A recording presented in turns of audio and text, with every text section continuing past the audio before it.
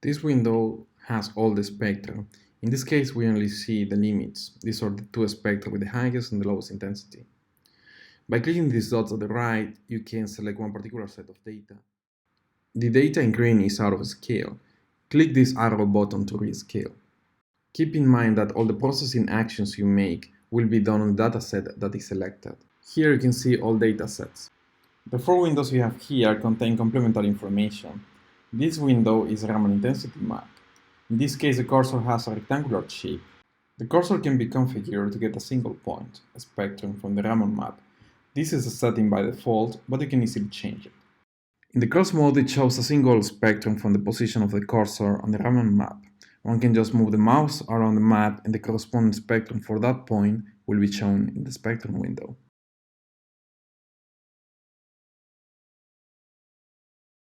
Once again, we open all files and you see these four windows.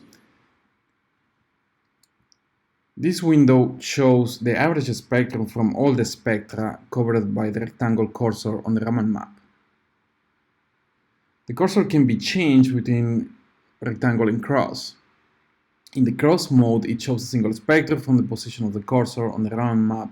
In this particular case, we're interested in averaging all the spectra from the map to obtain the overall Raman signature from the carbon nanotube film. The rectangle cursor can be moved around the map. It can also be resized. For this example, I want to average all the spectra from the map, so I resize the cursor to cover all the image. Keep in mind that the actions you make will be done in the data set that is selected. You can choose a different set on the right side. Once you have selected the region of interest in the map, you can maximize the spectrum window to work on it more comfortably. We will now do the background subtraction. There are some tools on the left side, and the baseline control window appears when you click on this button. There are a few settings in the baseline. The most important is the degree of polynomial fit. You start by fitting the baseline with a polynomial of degree 1, and if needed, you increase it to 2, 3, and so on, until you get a proper baseline fit. You may also need to use these controls at the left side in order to add points to the baseline or also to remove points from the baseline. I made the test first with a polynomial of degree 2, and if it doesn't work, then I increase it one more, and I also modify some of the points in the baseline in order to cover the whole spectrum in the whole range.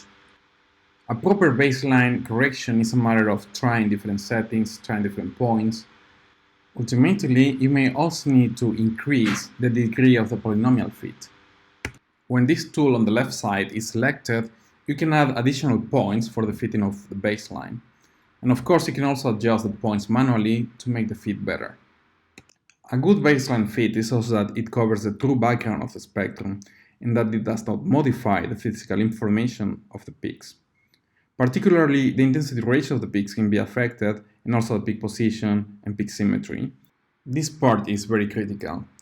If you don't make a proper background subtraction, you can modify your data. You can add changes to your peaks. For example, the shape of the peak can change, the peak position, or the intensity ratios, and then you will try to give physical meaning to these changes when it's just a consequence of a poorly done baseline fit.